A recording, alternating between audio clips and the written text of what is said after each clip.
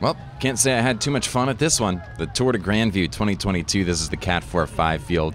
About 30 guys in here, if I counted correctly, a photograph from the start. I don't have the official results in my hand, but I know I'm nowhere close to the top. We'll spend a lot of time off the back in this video. We'll wind up fast-forwarding through a lot of it. If you want to see the raw footage, it's in the description. I'll give my overarching comments in just a second, but a lot of stuff happens on this first lap that I'd like to talk about.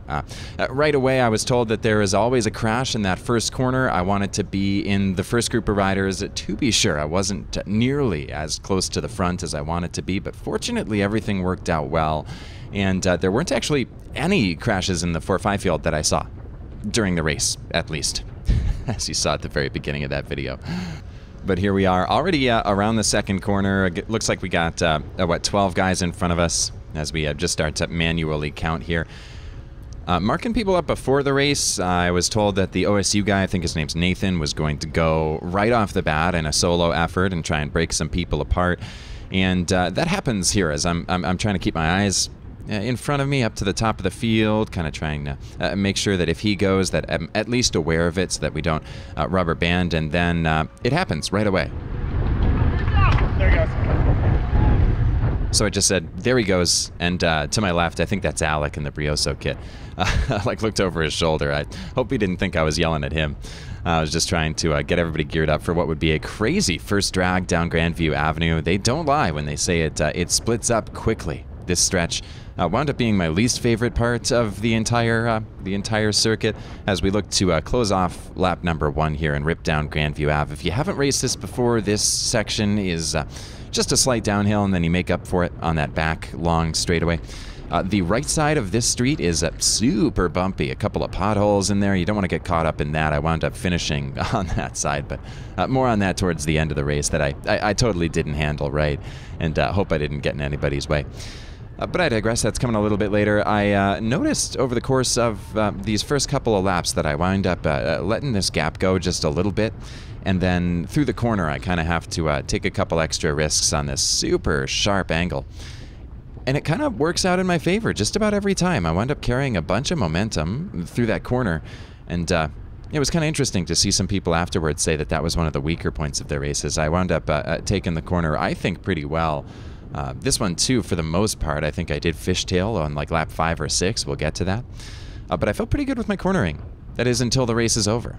Sorry, I gotta keep making fun of myself for that, lest somebody else does it for me. This is pretty cool what happens here. We get kind of a front row seat to what I perceive to be the race-defining move. This is Nathan in front of us in the Ohio State kit. He winds up finishing on the podium. It winds up being a breakaway of 3 guys that wind up riding solo all the way until the end of the race.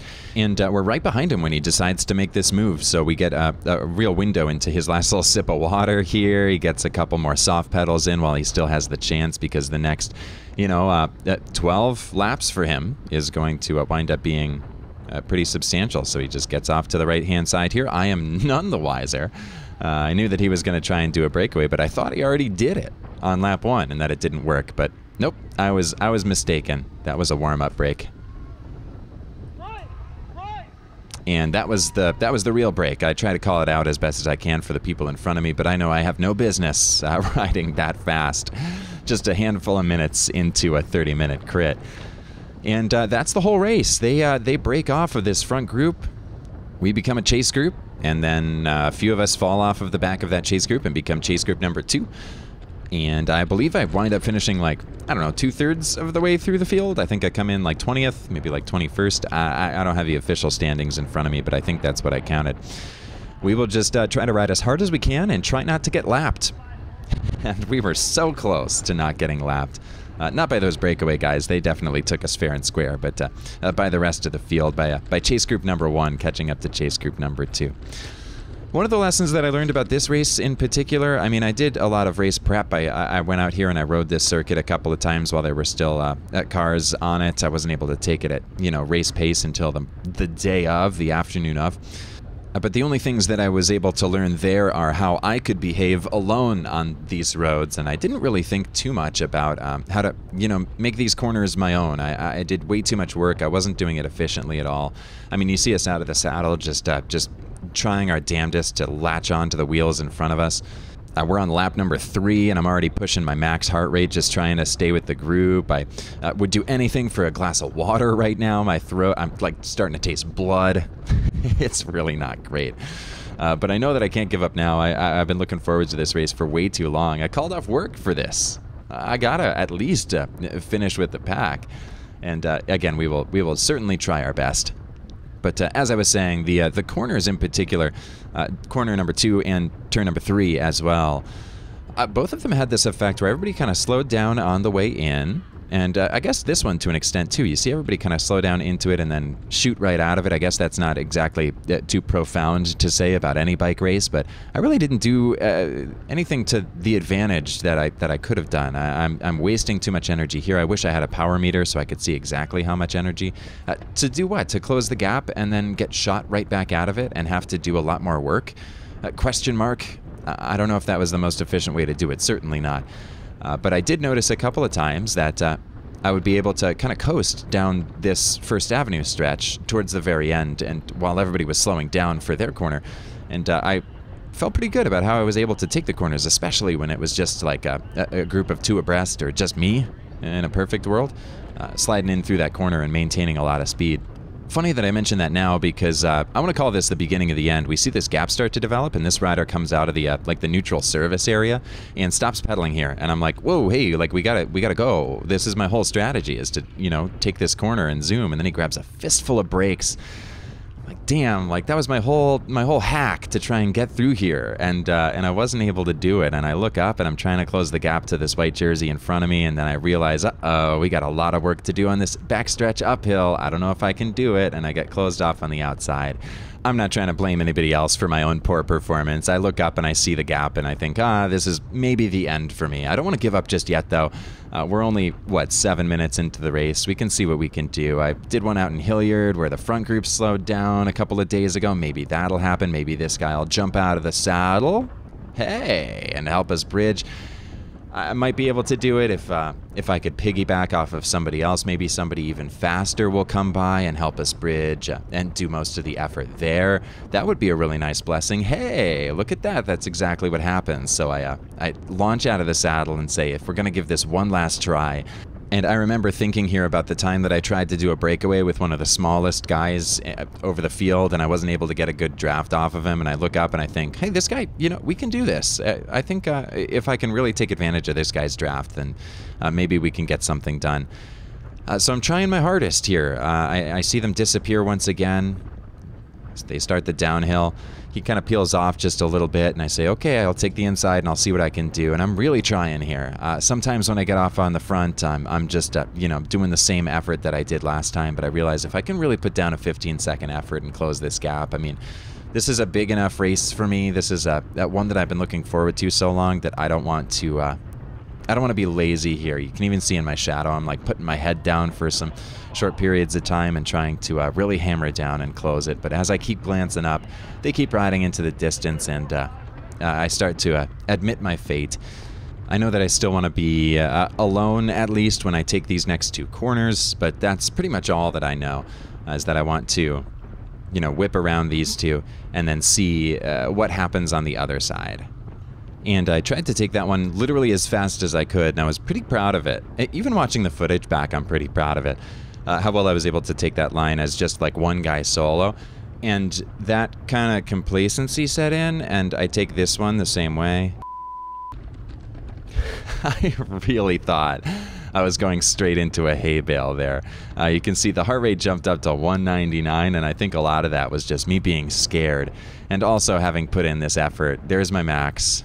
I just know that I've got to stop doing what I'm doing if I'm going to survive. Fortunately, John's here with like 3 or 4 more guys in the group that I would like to call chase group number 3, at least for right now. We've got the group in front of us, and then we've got the breakaway group out there. I don't know how many people are behind us. For all that I know, we're not like the last guys on the field.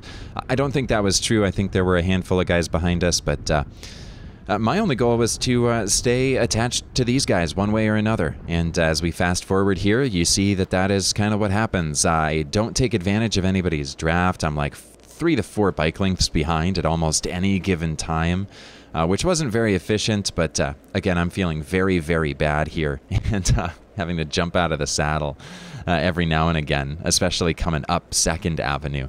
Really didn't do me well having to do all those intervals on such a day.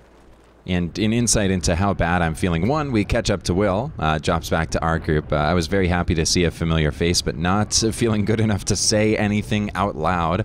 And as we break onto Grandview Ave, John goes, the rider in front of me doesn't, and I say to him, I don't have it. and so to translate, I don't have it, I meant to say, I don't have it, but that didn't come out right. Feeling the way that I was feeling. But his face was very funny. That's the look of a man that says, what do you mean you don't have it? Go. And I did. He made me go. And I just kind of buried my head into my stem and thought, man, I really hope that I can catch John. It doesn't seem like he's letting up at all. At least not right now as we fly down this straightaway. But I think sometime around the corner, maybe I was able to take that at speed. And we do wind up catching him. Probably not from our own accord, because as we whip around the corner, we see him kind of soft pedaling and willing to swing on back to us to see what our group of 4 or 5 riders can do. I, at this point, again, wasn't believing that we could catch the main group of guys, but in 2 laps time, I think we come around this corner, and John says to his buddy, I think we can get it. I think we can get up there. I think we can bridge to these guys. I still believe it. And I certainly didn't now, and I certainly didn't believe it in 2 laps, but we'll fast forward through at least a lap and a half here, as not a lot happens tactically. We just kind of stick to each other's wheels barely. I mean, you see us kind of spreading out in every single corner. You see me letting some guys go in front. We aren't really working in tandem. And I remember it's actually really funny when you come along this straightaway. Everybody chose to ride on the right side of the road. And I mentioned earlier, the right side's just full of like kind of bumpy roads and potholes. But off to the left side of this this black mark in the center, it's a lot smoother. So I had to wonder here, is it better to ride alone on smoother pavement, or just to take the beating of the pavement and be a bike length and a half behind the next guy's draft? This is pretty crazy. I kind of tried to fly through here again, and Will must have taken this at serious speed, because here he comes, and then this happens. Ooh, a little scary. I didn't even notice that happening in real time. It took the GoPro footage afterwards to see that near miss. But, I mean, he handled it like a pro and just zipped right on by. A little instant replay action, a little whoop. At least that's what the sound effect that I hear in my head. Back to the pain, back to the grueling, the nature of riding up this 2nd Avenue false flat really took a lot out of me every single time, and just trying to hide behind the wheel of everybody in front of me. And I think at this point I realize that I'm almost halfway done. It doesn't really help that much, but I am feeling pretty good about, you know, being a little bit more confident sitting on this guy's wheel, a little bit closer than I have before. We come back up on Will, and he glances over his shoulder, and I admit to him that I'm winded. I'm winded. I don't know why. I thought it might make me feel better. I thought it might make him feel better. Later he said that like 10 minutes in he was ready to be done, and I completely agree. John and his friend in the orange here, they're not ready to be done as they hammer it down Grandview Avenue. I'll throw it into fast forward for about half a lap here, because I want to show you something that happens in turn 1, which is kind of what I'm talking about in terms of saving energy. I think I might take this into future years at the Tour de Grandview. I definitely want to come back and give it a better shot now that I know a little bit of what it's like on the ground. Talking about not having to hammer down all the way through the straightaway, and kind of just waiting for them to break into turn 1. Like, you see this guy that just overtakes me. He's in sprint mode. He's out of the saddle doing so much work to close the gap. I'm not necessarily doing that. I'm kind of sitting on the soft pavement, kind of cruising, and looking up and seeing that they have stopped pedaling. John and the guy in the orange have completely stopped. And if I'm willing to take a risk, maybe I can zip right through, pun intended, with that guy's wheels. And that's exactly how it worked. Now, not saying I'm feeling good, but this is kind of a cool thing that happens around this corner. This is what I'm talking about. Like, they still have faith. I heard him say that, and I was like, there's no way he's talking to me, though. Like, I'm not invited to this. And they look back here, and I was like, yeah, well, it was nice knowing you guys. And then... and I jumped out of the saddle with the excitement of somebody who just got invited to a really cool party that they wanted to go to. Like, oh, I didn't know that I was invited to this. I didn't know that you wanted me to be involved. But that encouragement actually really helped. mentally at least. I mean, physically I was still entirely spent, and you know, like a lapse time, I think I get out of the saddle for another effort and it's borderline dangerous, and that's when I decide to call it on my significant pulls. But it was really nice to jump up and at least give it one last shot at reconnecting with the big group as we kick it out of fast forward, because this scared the hell out of me. This guy flies by on the right, and with such gusto that I thought, wait, is that the breakaway guy? Like, that, you know, teal kid, is that a headwind guy? Is that... It wasn't. He was just with our group. He was just kind of hiding since lap 3. And uses all of that saved up energy as we kick it back into fast forward. We see everybody kind of latch on to him and roll away into the distance for the rest of, for most of the rest of the race at least, if not all the way to the finish line. My race is done. I am not going to finish with that, you know, quote unquote chase group. I will finish for sure off the back.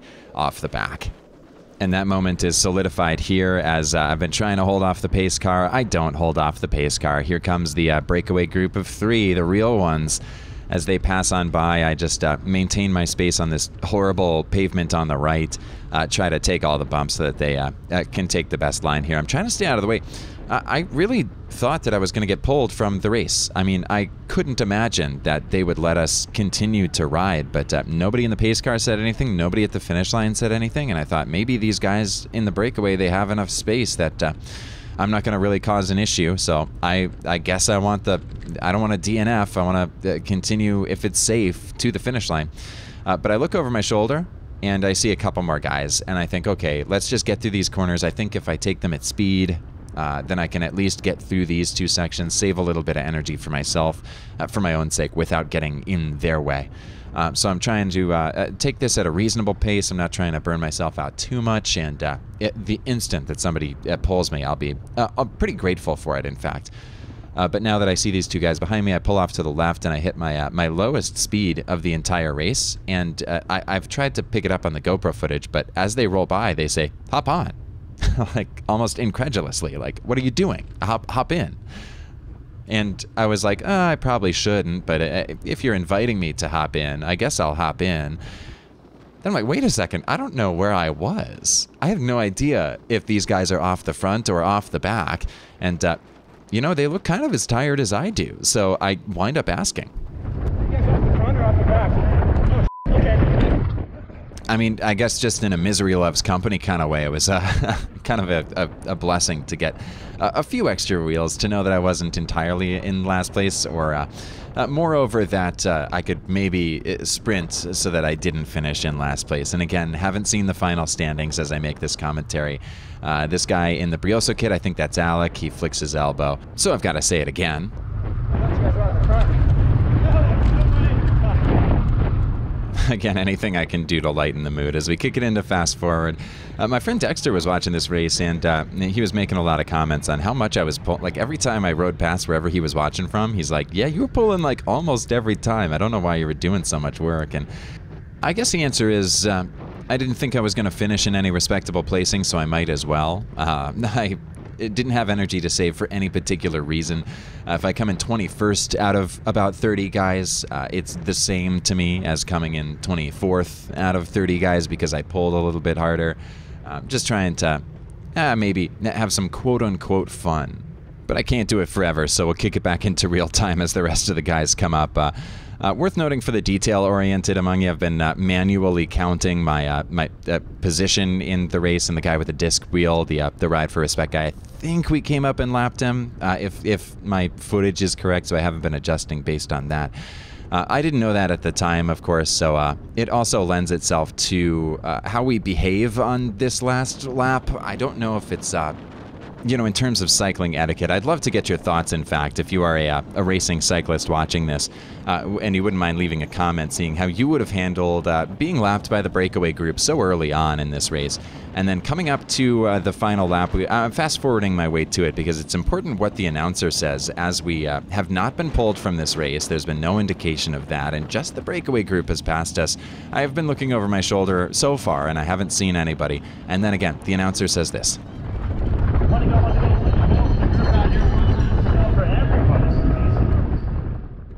1 lap to go for this group out here. 1 lap to go for everybody.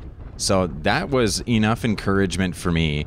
I'm not going to peel off and like completely quit the race on the last lap if this guy is telling me that, hey, you guys only have 1 lap to go. Go, go, go. You know, a bit of encouragement. But I also don't want to get in anybody's way if it comes down to it. And that's exactly what happens here. I remember doing a couple of shoulder checks just to make sure that we weren't going to be in anybody's way, because it was something that I was feeling very anxious about on this last lap. Now, it was, you know, quelled just a little bit by the announcer encouraging us to continue to race in such a way. But it didn't prepare me for the guys in the chase group to come flying by us in such dramatic fashion here at the top of the 2nd Avenue climb. They really caught up to us in no time.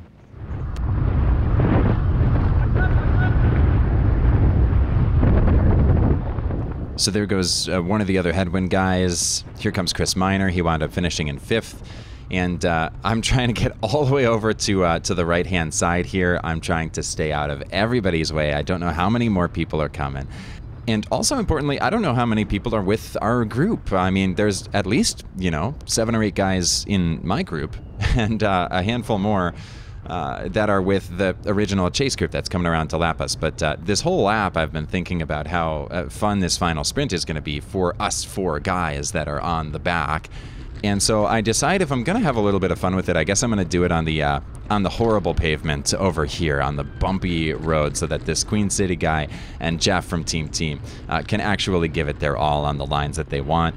The Queen City guy joked about me being a lead out for him, or that I should have been. I apologized to Jeff after the race if I got in his way, and he said this. Now, I am going to pause it right here and go through my exact train of thought as we approach the very, very end of this video.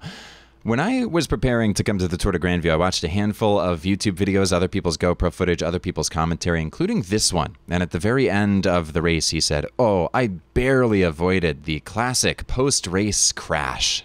And I laughed and I said, if there's one thing that I'm going to make sure that I don't do, it's having a post-race crash. How embarrassing would that be? I'm definitely going to be mindful not to do that.